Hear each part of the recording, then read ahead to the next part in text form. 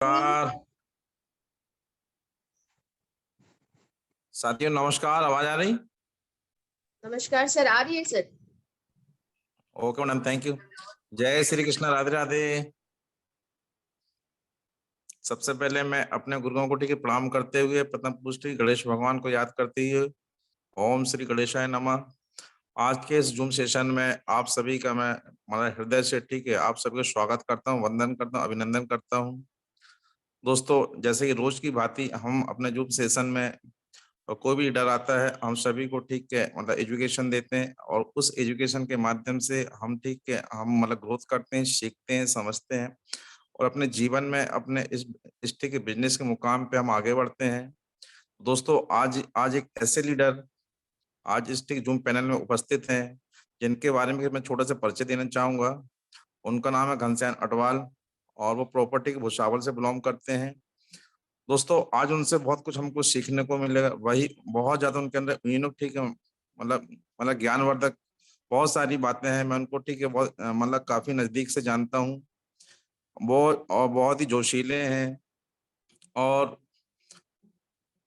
वो इस बिजनेस में तो है। बिजनेस के अलावा अलग से मैं उनके बारे में बताना चाहूंगा कि जिम वो ट्रेनर भी हैं और डाइट प्लानर भी हैं। तो उसका भी हमको आज हमको यहाँ पे ज्ञान मिलेगा और बिजनेस का तो ज्ञान मिलेगा मिलेगा।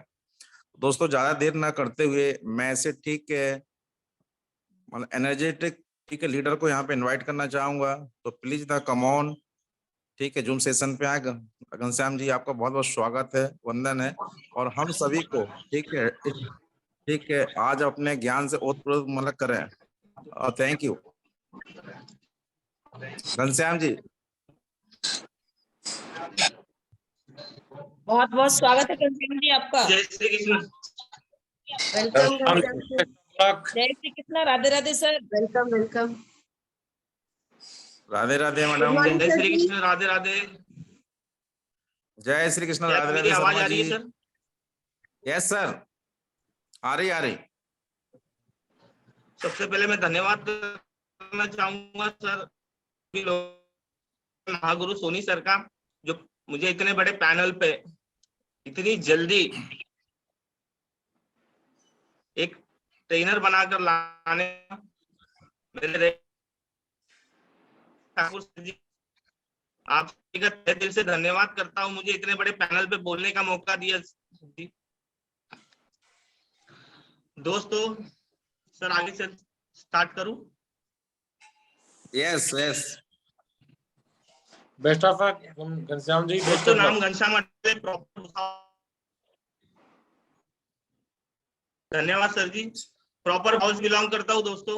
और इस इंफॉर्मेशन में आने से पहले मतलब हमारे सिस्टम में आने से पहले दोस्तों, मैं as a personal fitness trainer हुआ करता था। पिछले 14 सालों से मैं फिटनेस ट्रेनिंग के अंदर, फिटनेस इंडस्ट्री के अंदर नेशनल इंटरनेशनल ट्रेनिंग किया कर रहा हूँ। और उस दौरान मुझे कुछ महीने पहले 8-9 महीने पहले इस बिजनेस को देखने का मौका मिला, सौभाग्य प्राप्त हुआ। जैसे सेफ शॉप प्लेटफॉर्म को मैंने देखा दोस्तों, इसमें मुझे जो काम मैंने बहुत किए पर ऐसा काम मुझे पहली बार देखने को मिला और ऐसा एक प्लेटफॉर्म, एक ऐसी यूनिटी देखने को मिली इस पर। और मैंने यहाँ से शुरुआत की दोस्तों आज से 8 महीने पहले। और आज दोस्तों आपके सामने बैठा हूँ और ये सब आशीर्वाद है mister Prakash Thakur sir, Mahaguru Soni sir, उसी के साथ मेरे को लीडर और मेरी टीम। और मेरा सबसे ज्यादा योगदान रहा है मेरे सीनियर्स का, जो मुझे सिखाते गए लगातार इस दौरान, चाहे किशोर सर हो, आकाश सर हो, रविंद्र सर हो, अपर्णा मैडम, सीमा मैडम, सारे सीनियर्स का मैं दिल से तहे धन्यवाद करता हूँ दोस्तों। और आज की शुरुआत दोस्तों मैं करने वाला हूँ बीए टीम प्लेयर से। दोस्तों, ये एक ऐसा पार्ट मुझे लगा 8 स्टेप में, इसको बहुत से लोगों ने 8 स्टेप पे फॉलो अप पे सब पे ट्रेनिंग दी, पर बीए टीम प्लेयर पे ट्रेनिंग नहीं आई थी दोस्तों। तो क्यों ना, मुझे ऐसा लगा कि कुछ चीजें जो रियली प्रैक्टिकली होती है फील्ड में और जो नहीं करते हैं लोग, जो अनदेखा करते हैं, क्यों ना इस टॉपिक पे बात किया जाए। ऑब्वियस आज जो भी मैं वाणी बोलूंगा ये मैं मेरे महागुरुओं की रहेंगी दोस्तों, मेरा कोई भी शब्द नहीं है, जो भी है मेरा सिखाया हुआ मेरे गुरुओं की देन है। तो क्या मैं शुरुआत कर सकता हूँ सर जी? यस आज्ञा यस है यस, आपकी स्लाइड शेयर करने की। बिल्कुल शर्मा स्वागत सर है जी। आपका। हाँ घनश्याम जी, बिल्कुल कंटिन्यू करें। All the best.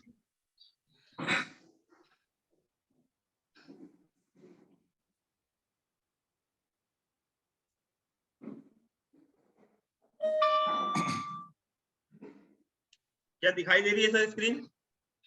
Yes yes, दिखाई दे रही है।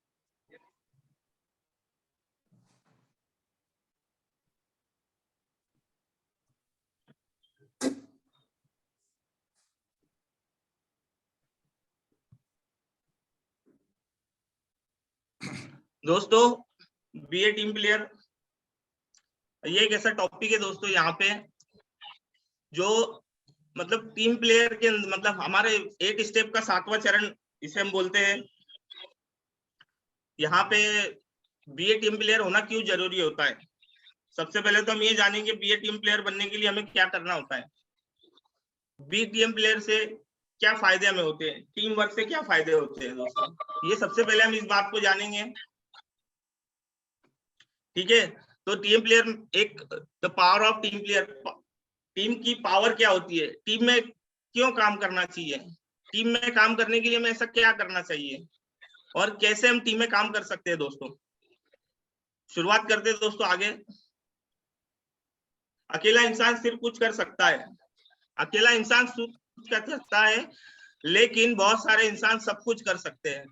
जैसे काफी लोग अगर मिलके एक ही काम को, किसी हार्ड काम को अगर करे तो दोस्तों वो काफी लोग अगर करेंगे तो वो काम आसान हो जाएगा। वही खेत अगर हम एक व्यक्ति से कराया जाए, वही काम को अगर कोई एक अकेला व्यक्ति करे तो दोस्तों वो हासिल नहीं हो सकता है। दोस्तों आगे बात करूं, इसे कोई भी बड़ा काम टीम से ही संभव है। जैसे किसी बड़े स्ट्रक्चर का निर्माण करना हो, चाहे किसी बड़ी टीम कोई ऑपरेशन कर रही तो वहां भी हमें डॉक्टर को एक टीम की जरूरत पड़ती है, अकेला डॉक्टर कुछ नहीं करता। उसी के साथ हमें किसी खेती करनी है और एक बड़े खेती को हमको एक बड़े वहां से उत्पादन निकालने दोस्तों, तो वहां पे भी एक टीम काम करती है दोस्तों। और आज यहाँ पे जो सौभाग्य प्रोग्राम हुआ था दोस्तों, जो पूरे देश विदेश में गूंजता है उसका नाम, ये भी एक अथक प्रयास यहाँ पे हुआ है। जो सौभाग्य प्रोग्राम हुआ था ये एक टीम के कारण संभव हुआ था दोस्तों।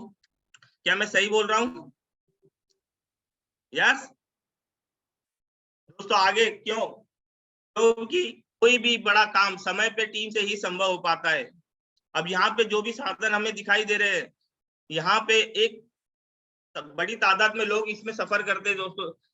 अकेला इंसान साइकिल से भी सफर कर सकता है, पर सब लोग साथ में ही क्यों जाए, ये एक सवाल आता है। क्योंकि कोई भी समय पे हमें हमारी टीम को समय पे अगर हमें पहुंचाना हो मंजिल तक, तो हमें किसी बड़े साधन का काम किया जाता है। और यहाँ पे भी एक टीम वर्क काम करती है दोस्तों। क्या मैं सही हूँ? Yes yes. यहाँ पे क्यों करें? क्योंकि बड़े साम्राज्य का संचालन टीम से ही संभव होता है। जैसे हमारे भारतीय संसद भवन में यहाँ पे भी एक टीम काम करती है, अपोलो हॉस्पिटल इनकी एक चेन काम करती है, यहाँ पे भी टीम ही काम करती है। उसी के साथ साथ यहाँ पे दिल्ली डीपीएस की कितनी शाखा है भारत में, ये भी एक टीम के थ्रू ही काम करती है दोस्तों। और यहाँ टाटा ग्रुप की एक बात करूं, यहाँ पे ताज होटल, यहाँ पे भी एक ग्रुप चेन या टीम ये बोल सकते हैं हम, ये काम कर सकता है दोस्तों। यहाँ पे आगे बात करूं, क्योंकि बड़ी आमदनी टीम से ही संभव है। कोई अकेला व्यक्ति चाहे कितनी भी सैलरी कमाता हो, वो सफल नहीं हो सकता है।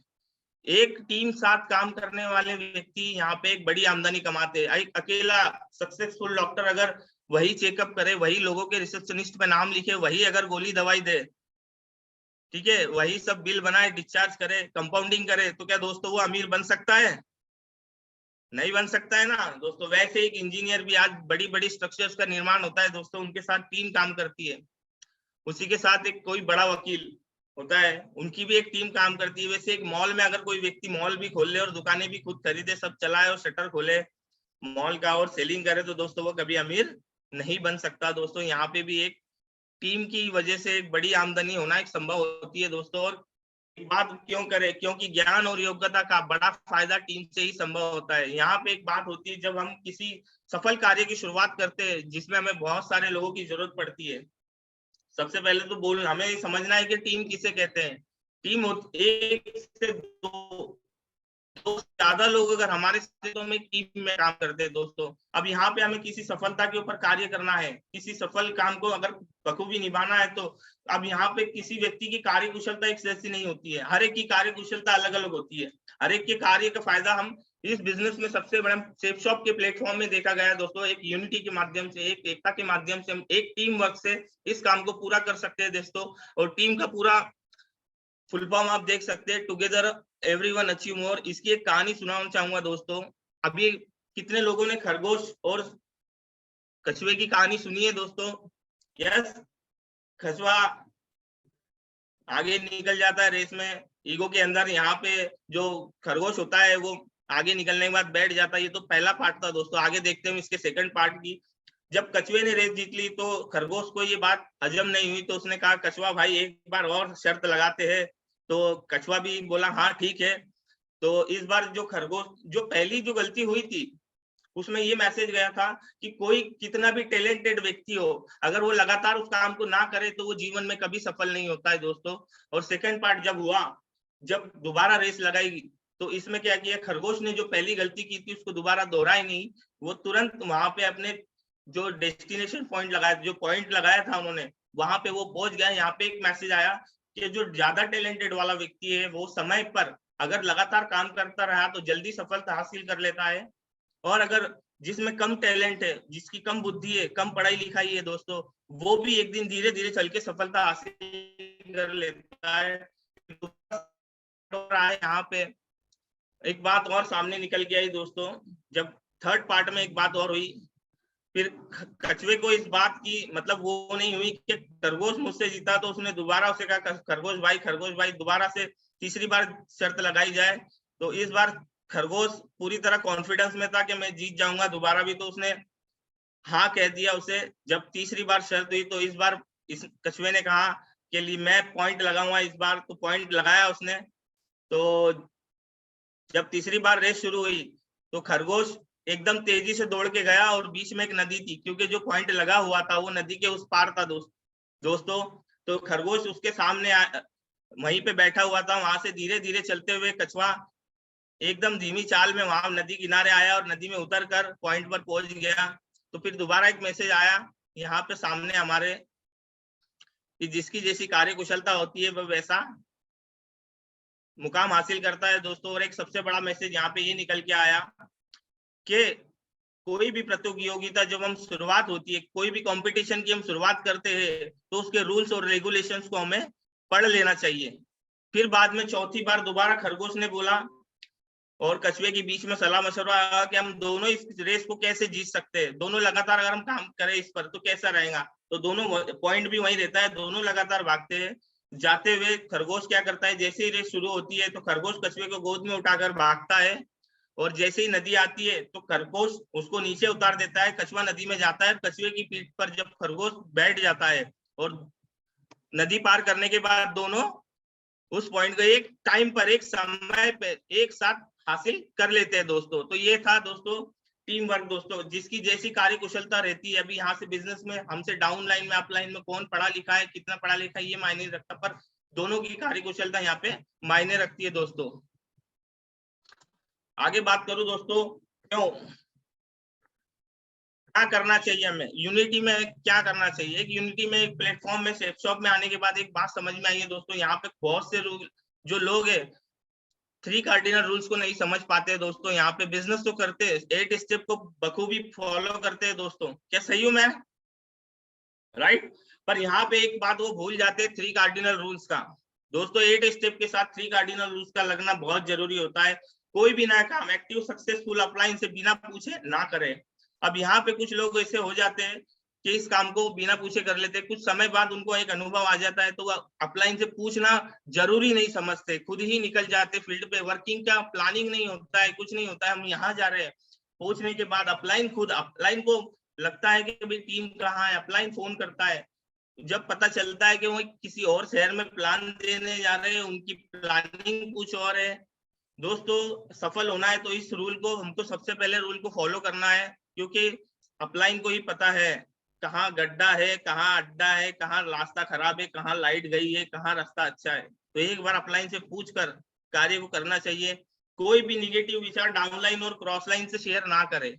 अब यहाँ पे लोग क्या करते, अगर हमारी खुद की टीम में ये बात शेयर नहीं करते तो कभी क्रॉस लाइन करके को लाइन की उसमें डाउन लाइन के अंदर निगेटिव विचार को फैला देते हैं दोस्तों। पर एक बात यहाँ पे एक बात समझ में आती है दोस्तों, ये सेफ शॉप के अंदर हौसलों का बिजनेस है दोस्तों। एक अपलाइन अगर किसी डाउनलाइन को अगर बोल दे कि टाइगर मैं हूं ना, तो उसका हौसला बढ़ जाता है दोस्तों। इस बात पर वो हौसले से मतलब एक कॉन्फिडेंस आ जाता है, उस काम को नहीं भी होता है तो भी करने की हिम्मत करता है, क्योंकि वो अपलाइन उसको बोल चुका होता है कि मैं हूं ना। जब अपलाइन हमारे साथ है तो डरने की क्या बात है। किसी भी क्रॉस लाइन के अंदर या को लाइन के अंदर हमारे जो निगेटिव विचार होते हैं वो शेयर नहीं करने चाहिए। यहाँ पे कभी भी किसी व्यक्ति के फैमिली मेंबर ईगो और मनी से खिलवाड़ नहीं करना चाहिए दोस्तों। अब यहाँ पे कुछ लोग होते हैं किसी के ईगो को हर्ट कर देते बातों बातों में, या किसी फैमिली मेंबर के साथ। जी यस। तो दोस्तों यहाँ पे सबसे एक बड़ी बात, ये बिजनेस के अंदर हमें पैसों के लेन देन काफी होते हैं। काफी समय से कुछ बातें सामने दिखती है दोस्तों, हमें ये बात आपके कहीं ना कहीं कान पर आती होंगी दोस्तों पैसों को लेकर। अब यहाँ पे किसी के पैसों के साथ भी हमें खिलवाड़ नहीं करना चाहिए, किसी से किसी तरह का कोई लेन देन नहीं होना चाहिए डाउनलाइन और अपलाइन के बीच में पैसों का, वरना आप अपने ही पैर पे कुराड़ी मारते हो। आज तो दे देते हो और किसी की डीडी मिलती है, डीडी भी मिलती है तो उसे बखूबी बाकायदा डिस्पैचिंग करे या अपने अपलाइन के सुपुर्द रखे। यहाँ पे एक बात दोस्तों स्टोरी के माध्यम से सुनाना चाहूंगा। आचार्य चाणक्य जी की एक बात याद आई है मुझे यहाँ पे। आचार्य चाणक्य जी जो हमारे राजनीति शास्त्र के जो तज्ञ थे, उनकी एक स्टोरी है छोटी सी दोस्तों। एक चीनी दार्शनिक उनके कार्य से प्रभावित होकर उनसे मिलने आया। उस वक्त शाम हो चुकी थी। आचार्य जी अपने लेखन कार्य में व्यस्त थे। एक समय हुआ, रात ज्यादा हो गई, तो चीनी दार्शनिक उनके घर पहुंचा तो देखा तो आचार्य जी लेखन कार्य में व्यस्त थे, लेखन कार्य कर रहे थे। तो जैसे ही आचार्य जी की नजर उन पर पड़ी तो उन्होंने लेखन कार्य मतलब जिस दीपक के प्रकाश में वो लेखन कार्य कर रहे थे उस दीपक को बुझा के उन्होंने दूसरा एक दीपक जलाया दोस्तों। तो ये देखकर चीनी दार्शनिक को लगा कि यहाँ पे हम ये क्या मतलब एक अलग रिवाज होगा भारत में, क्या किसी आगंतुक के आने पर, किसी मेहमान के आने पर एक दीपक बुझा के दूसरा दीपक जलाया जाता है। तो जिज्ञासावश उन्हें चाणक्य से पूछा कि ये क्यों आपने ऐसा किया कि एक दीपक बुझा दिया और दूसरा दीपक जलाया। तो आचार्य जी ने उसका जवाब एकदम हंसकर दिया कि कहा, मित्र जब आप आए तो मैं राज्य के लेखन कार्य में व्यस्त था और जिस दिए जला हुआ था मतलब उस दिए की जो तेल है वो राजकोष की मुद्रा से खरीदा हुआ था। और जब आप आए और मैं आपसे बात कर रहा हूँ, आपसे मिल रहा हूँ, ये मेरा व्यक्तिगत रूप है। अगर मैं इस दौरान उस दीपक का इस्तेमाल करता हूँ तो उस जो उसमें तेल है वो जलता रहेगा। तो ये राजकोष की मुद्रा का दुरुपयोग, जो हम बोलते हैं ना मिसयूज, दुरुपयोग, वो होगा। तो इस बात को समझकर जो चीनी दार्शनिक था वो उनके सामने नतमस्तक हो गया दोस्तों। तो कभी भी किसी की पेमेंट जो हमें मिलती है डीडी समय पर पहुंचा दीजिए या हमारे सीनियर के सुपुर्द रख दीजिए दोस्तों। और टीम को उतना ही ज्ञान दे जितना आप खुद रखते हैं। मान लीजिए आप घर बैठते हो, टीम को बोलते हो लिस्ट बनाओ, ये करो, घर बैठकर हम बोलते हैं सारी चीजें हम बोलते हैं उसके फॉलोअप में जाए। टीम को उतना ही बताना चाहिए जितना आप करते हो, जितना आप करते हो उतना ही बताइए। यार हमारा जो बिजनेस है वो डुप्लीकेशन का है, पूरा का पूरा डुप्लीकेशन का है, राइट दोस्तों। तो ये सब चीजें डाउनलाइन समझती है। आगे चलो दोस्तों, हमेशा अपलाइन के संपर्क में रहे और समय समय पे काउंसलिंग करवाते रहे दोस्तों। यही बात मैंने पिछली बार में कही, हम कार्य क्या कर रहे हैं, अपलाइन से संपर्क में रहे, उसके बाद काउंसलिंग कराना बहुत जरूरी होता है। जब हम बाहर निकलते हैं दोस्तों फील्ड में तो कहीं बातों से निगेटिव विचार आते हैं, समय मेरे भी आए। मैं मेरे महागुरुओं से बिल्कुल हर महीने काउंसलिंग करवाता हूँ, हर 20 दिन में 15 दिन में मेरी काउंसलिंग मस्ट है दोस्तों। तो आप भी इस बात को समझिए कि जब आप फील्ड में जाते हैं निगेटिव विचार आते हैं तो अपने अपलाइन से उस बात का सलाह मशवरा करें। और हमारे जो डाउनलाइन के अंदर है, ये भी समझना है यहाँ पे कि हमारे जो अपलाइन होते हैं वो उनको सारी चीजें पता है। अगर किसी बात का हमको निदान करना है तो अपलाइन से संपर्क जरूर करना चाहिए। हमेशा अपने टीम लीडर के संपर्क में रहे, उनकी समस्या का निदान करता रहे। दोस्तों टीम लीडर, कुछ लोग होते हैं टीम लीडर होते हैं, संपर्क में रहना उन्हें काफी कुछ लोगों को पसंद नहीं है कि मैं अब ये हो गया मैं फोन नहीं करता हूँ दोस्तों। या फिर कुछ लीडर होते हैं हमारी डाउनलाइन को फोन नहीं करते दोस्तों, क्योंकि देखिए कोई भी समस्या आती है, बिजनेस है, बिजनेस कभी एक समान नहीं चलता है, एक साथ नहीं चलता है, अलग अलग उसमें से कोई भी समस्या आ सकती है। संपर्क बहुत जरूरी है। अगर आप if you want to success in this business you have to be, अगर आपको इस बिजनेस में सक्सेस होना है तो आपको अपने अपलाइन के संपर्क में रहना होगा और लीडर को इस बिजनेस में अपनी टीम के समस्याओं को समझना होगा। सिर्फ ऐसा नहीं कि आपने डीडी ले ली, उसका फॉर्म भरवा लिया, फॉर्म भरा कि नहीं, डीडी ली कि नहीं, ये नहीं। उस व्यक्ति को समस्या आती है, उसकी व्यक्तिगत समस्या को अभी निदान करता रहे, लीडर वो कहलाता है। दोस्तों हमेशा अपलाइन टीम लीडर कंपनी और प्रोडक्ट का एडिफिकेशन करना चाहिए। अब कुछ लोग जाते हैं दोस्तों अपने अपलाइन का प्रॉपर एडिफिकेशन नहीं कर पाते। हमारे टीम लीडर का अगर एडिफिकेशन नहीं होता है, कंपनी का एडिफिकेशन नहीं होता है, मुझे बताइए कैसे प्रभाव पड़ेगा। एडिफिकेशन होना बहुत जरूरी है दोस्तों। अपने अपलाइन का एडिफिकेशन, टीम लीडर, कंपनी का एडिफिकेशन बहुत जरूरी है। यहाँ पे हमको व्यक्ति तो जानता नहीं है ना, जिसके सामने हमारे जो डिस्ट्रीब्यूटर होता है उसको तो पता नहीं है ये कौन है क्या है। अब यहाँ पे हम क्या करते, उल्टा कर देते काफी, मतलब ऐसा देखा आया है कुछ चीजों का, इसीलिए मैंने इस ट्रेनिंग को रखना बेटर समझा सर जी। हम प्रॉपर तरीके से एडिफिकेशन नहीं कर पाते हैं, ना टीम का कर पाते हैं, ना उसके बाद अपलाइन का कर पाते हैं, ना प्रोडक्ट का कर पाते हैं। दोस्तों एडिफिकेशन करना बहुत जरूरी। अगर आपके पास प्रोडक्ट की पूरी जानकारी होंगी, अपलाइन की पूरी जानकारी होंगी, कंपनी की पूरी जानकारी होंगी, तो एडिफिकेशन आप प्रॉपर तरीके से कर पाओगे।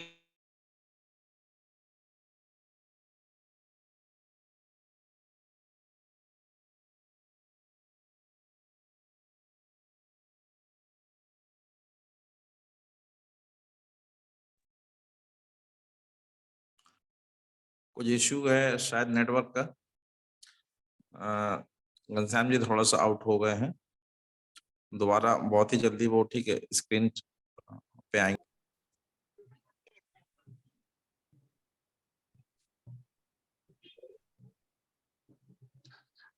जय सर, आवाज आ रही है मेरी अभी? बिल्कुल आ रही है, क्लियर है, कंटिन्यू। आ रही। ओके दोस्तों माफी चाहूंगा थोड़ा नेटवर्क इशू की वजह से। अब यहाँ पे दोस्तों क्यों करें, दोहरे चरित्र को अपना पहचान ना बनाए। यहाँ पे कुछ लोग होते एक मतलब डाउनलाइन के साथ, यहाँ पे किसी डाउनलाइन के साथ कुछ और बात करते, किसी डाउनलाइन के साथ वहां पे कुछ और बात करते दोस्तों। तो ऐसे दोहरे चरित्र का निर्माण यहाँ पे नहीं करना चाहिए दोस्तों। सब एक समान है, जो बातें आप उनसे करते हो, जो ज्ञान उनको देते हो, वही चीजें हमें दूसरे डाउनलाइन को भी, दूसरे हमारी बात, ये बातों को हमें ध्यान रखना है। क्योंकि जिस डाउनलाइन को आप किसी तीसरे के बारे में बता रहे हो, एक दिन अगर उसके बीच में और आपके बीच में अनबन होंगी तो आपकी सारी बातें किसी और के पास, आपकी सारी पोटली कहीं और जाके खोल देगा दोस्तों। तो ऐसा भी नहीं होना चाहिए। किसी भी चीज को ये बात का ध्यान रखना, हमें दोहरे चरित्र का निर्माण वहां पे नहीं करना है। दूसरा क्रॉस लाइन नहीं करना है दोस्तों। अब क्रॉस लाइन में यहाँ पे चलो हमें बात समझ में आती है कि हमें क्रॉस लाइन नहीं करना है। हम किसी भी टीम को बोलते हैं मेरी फलाना, मेरी ये टीम, मेरी टाइगर टीम, मेरी लॉयल टीम, मेरी ये टीम। दोस्तों यहाँ पे हम सब लोग एक टीम में हैं, एक छत के नीचे है, एक घर के अंदर है यहाँ पे दोस्तों। और अगर कोई नया व्यक्ति आ जाता है, वो नया व्यक्ति बोलता है सर इसने तो क्रॉस लाइन कर लिया, इसने तो ये कर लिया, इसने तो वो कर लिया, हमें आप बोलते हो, ऐसा नहीं होना चाहिए दोस्तों। तो यहाँ पे 8 स्टेप की छोटी सी बात, छोटी कहानी है। एक चिड़िया मधुमक्खी से पूछती थी, बहन बहन बोले आप जो मधुमक्खी मतलब शहद तैयार करते हो, बोले कोई और खा जाता है, बोले आपको कैसा लगता है? तो बोले वो मेरा शहद चुरा सकते हैं, पर मेरी जो कला होती है वो मेरी कभी चुरा नहीं सकते दोस्तों।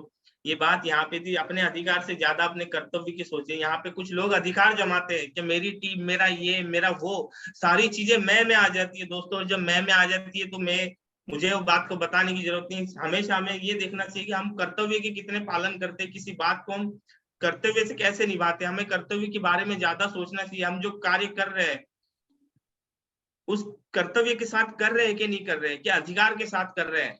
इस बात में हमें अधिकार कभी जताना नहीं चाहिए कि मैंने ये किया, मैंने आपके लिए ये किया, मैंने आपके लिए ये निकाला, आपके लिए वो किया, मैंने आपको ये क्वालिफाई करा है, मैंने आपको वो क्वालिफाई करा है। वो नहीं होना चाहिए दोस्तों।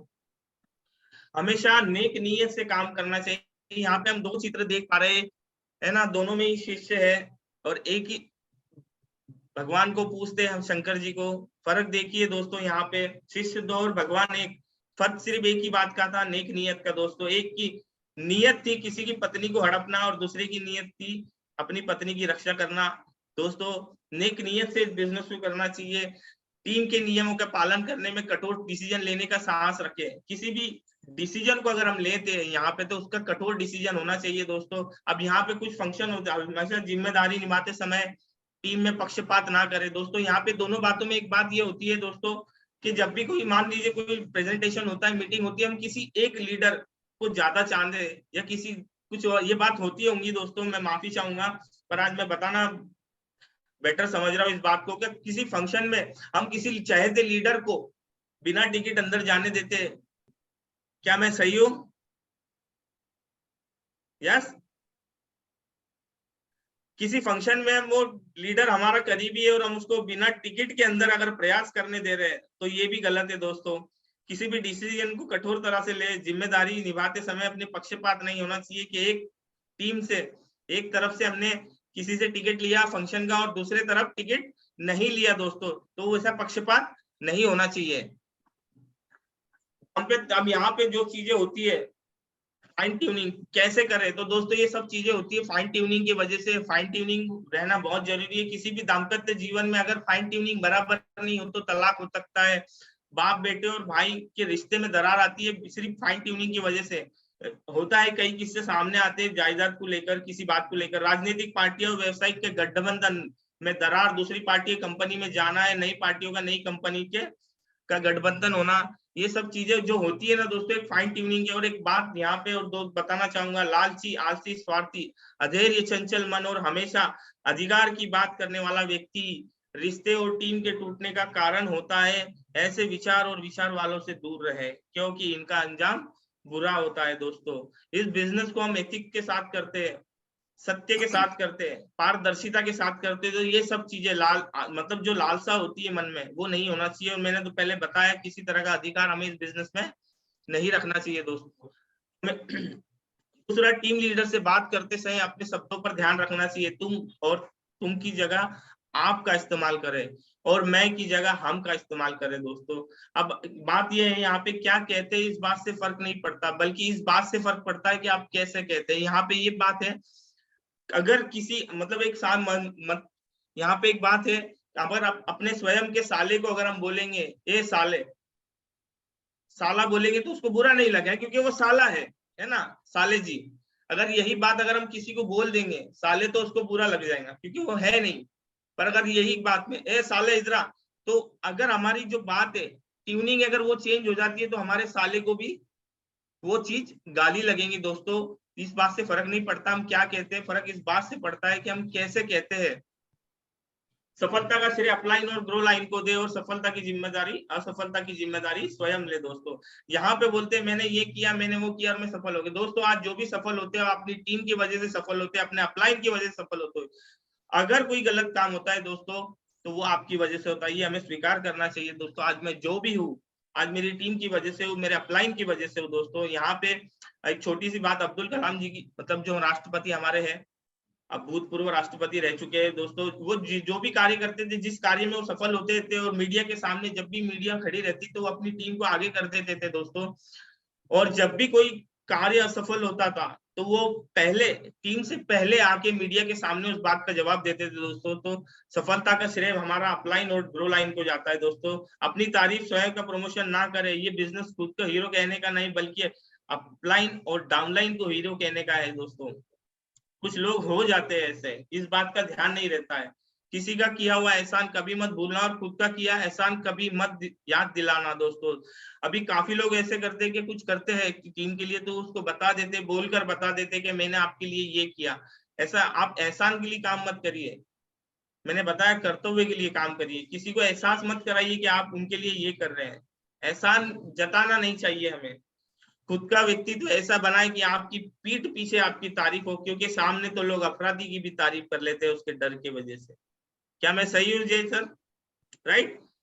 पीठ पीछे भी हमारी बुराई नहीं होनी चाहिए, हमें इस तरह का व्यक्तित्व बनाना चाहिए। अपलाइन से हर जिम्मेदारी जो हमें मिलती है, इनसे मांगी गई सहायता जिम्मेदारी का पालन हमें करना चाहिए। अपलाइन जिम्मेदारी दी नहीं जाती है, ली जाती है। जो भी अपलाइन हमें जो जिम्मेदारी देता है इसको बखूबी नहीं जान। जैसे हमने मान लीजिए 20 पास अगर दिए आपको, तो 20 में से अगर आप हमें बोलते सर कैसे सेल करना है, क्या करना है, कोई काम दिया गया है, तो उसमें हम सवाल खड़े कर देते हैं। पर ये नहीं कि हमारे सीनियर ने अगर दे दिया है, हमारे सर ने अगर बोल दिया कि हमें ये करना है, तो दोस्तों वो करना ही है, चाहे हो या ना हो, पर उनको हम हाँ बोलकर इस काम को कर सकते, ताकि वो हमारी इस बात से दुखी ना हो कि मेरे डाउनलाइन या जो वो हमें चाहता है तभी तो जिम्मेदारी देता है, वरना उस लायक समझता है कि वो जिम्मेदारी कर पाएगा कि नहीं कर पाएगा। कर पाएगा तभी तो वो जिम्मेदारी देते हैं। और जब भी हमारी टीम हमारी सहायता मांगी तो बखूबी उसका पालन निभाना चाहिए। खुद को ऐसे लीडर बनाए कि अपलाइन गर्व करे, आपकी टीम का हिस्सा हो, आप उनकी टीम का हिस्सा हो। ऐसा हमें हमारी अपलाइन को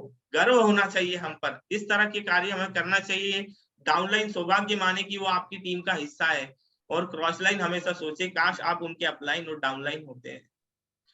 ये सब संभव है अथक मेहनत और फाइन ट्यूनिंग से दोस्तों। ये बिजनेस ग्लैमर का है, जिस कारण लीडर ही बनना चाहते हैं यहाँ पे हर लोग। जिस तरह हमारे महागुरु सोनी सर आज एक दोस्तों आज यहाँ पे जो किया है उन्होंने, आज हम एक छत के नीचे बीएसएस की एक धैर्यवान और निष्ठावान बने रहे।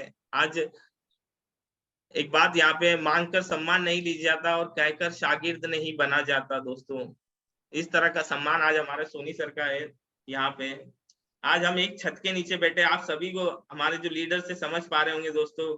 काफी लोग होते हैं इधर भाग उधर भाग 17 जगह, पर यहाँ पे एक समय ऐसा आया कि सर यहाँ पे धैर्यवान भी रहे और निष्ठावान भी रहे, और आज हम सब एक छत के नीचे बीएसएस की छत के नीचे बैठे दोस्तों। यही बात सम्मान मांग के नहीं लिया गया, आज उन सम्मान सोनी सर ने खुद बनाया अपने हाथों से दोस्तों। धन्यवाद दोस्तों। समय की वजह से मैं बात को ध्यान में रखते हुए अपना यहाँ पे वाणी को विराम देता हूँ। और आज जो भी शब्द कहे और हमारा जो बिजनेस है वो प्योर डुप्लीकेशन का है दोस्तों। मेरे सिर्फ मुख का इस्तेमाल किया है, वाणी मेरे महागुरुओं की और मेरे सीनियर की देन है। धन्यवाद। जय जी।